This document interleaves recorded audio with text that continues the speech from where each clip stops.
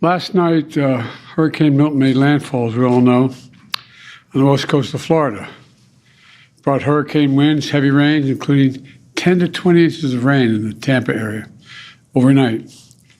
Storm surge measurements are still being taken, but 38 tornadoes ripped through 13 counties. 4 deaths are reported thus far. It's too early to know the full account of the damage, though. But we know life-saving measures did make a difference. More than 80,000 people followed orders to safely shelter last night. And we've had search and rescue teams at the ready for any calls for help this morning. There's still very dangerous conditions in the state, and people should wait to be given an all clear by their leaders before they go out. We know from previous hurricanes that it's often the case that more lives are lost the days following the storm than actually during the storm itself. Vice President Harris and I have been in constant contact with the state and local officials. We're offering everything they need. I must have spoken to somewhere between 10 and 15 mayors and county executives and all the governors. And in fact, starting this morning, we are getting direct assessments from the storm from FEMA, from Director Criswell as well, also Florida Governor DeSantis, whom I had a chance to speak.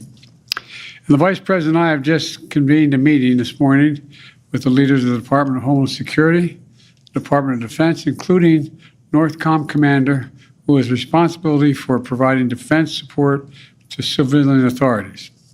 And that apparently is going very well as from the Coast Guard and from FEMA we've received reports.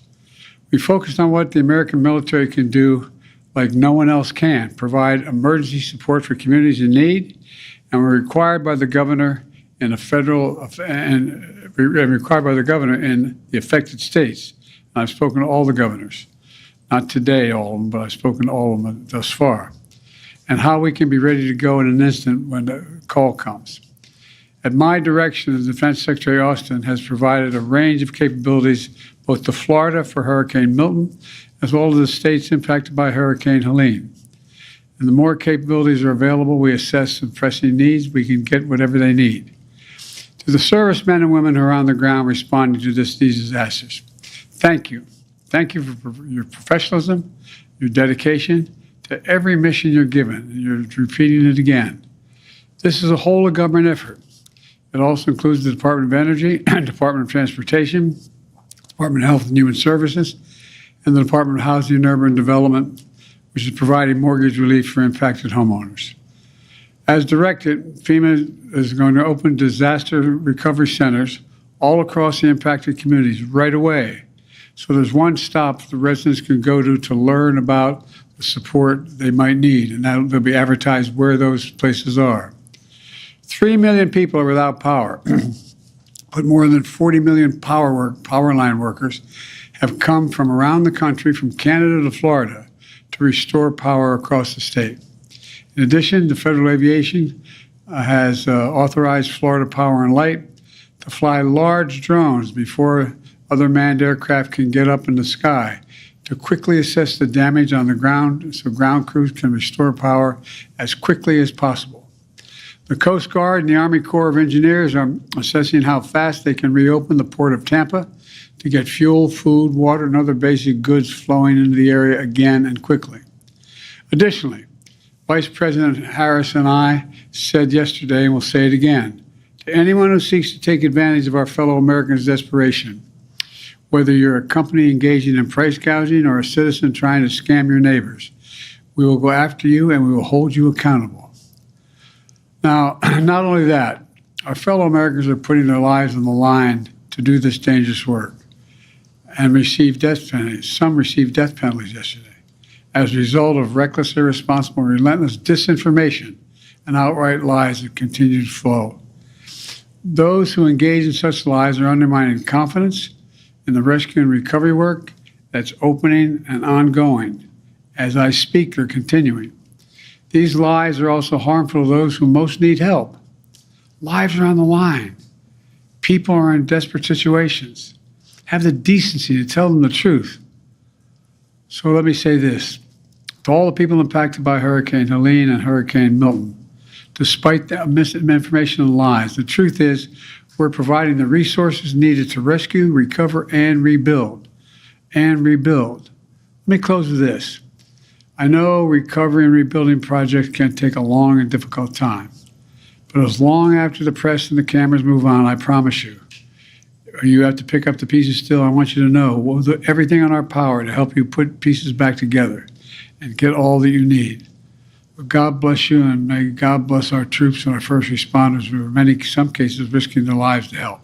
Thank you very much. I'll be reporting it again tomorrow. Thank you. Mr. President, on FEMA funding, how much time does Congress have to act before FEMA or the SBA run out of money? That's in discussion now, but I don't want to mislead you. I think in terms of the SBA, it's pretty right at the edge right now. And I think the Congress should be coming back and moving on the emergency needs immediately. And they're going to have to come back after the election as well, because this is going to be a long haul for total rebuilding. It's going to take several $1 billion. It's not going to be a matter of just a little bit. But we're providing now to make sure people have the emergency relief they need. The dollars just to be able to get a prescription filled, to get a baby formula done. All the things, that $750 that they're talking about, Mr. Trump and all those other people know it's a lie to suggest that's all they're going to get. That's bizarre. It's bizarre. They got to stop this. They're being so damn un-American with the way they're talking about this stuff. But there's going to be a need for significant amounts of money. We're already underway of trying to calculate what the costs will be, because we don't want to mislead anybody. We want to make sure all the costs are able to be covered. Have you spoken to Speaker Johnson about coming back before the election to vote? No, I haven't. Mr. President, so are you calling on Congress to come back early? I think Congress should move as rapidly as they can, particularly on the most immediate need, which is small business. But are you The Vice President said yesterday that FEMA has what it needs. There's enough resources. The Congress does not need to come back right away. FEMA has its needs. That's different than SBA. Okay, so it's SBA. They need to come back and do SBA. Yeah, but they're going to need a lot more. Mr. President, what did Prime Minister Netanyahu tell you about his plans relating to retaliation? He's coming over to help with a storm. Mr. President, have you spoken with former President Trump at all? Are you kidding me? Information? Mr. President Trump, former President Trump, get a life, man. Help these people. Will you hold him accountable? You said you were going to hold those accountable. Public will hold them accountable. You better than the press hold them accountable, because you know the truth. Do you plan to speak with former President Trump? No.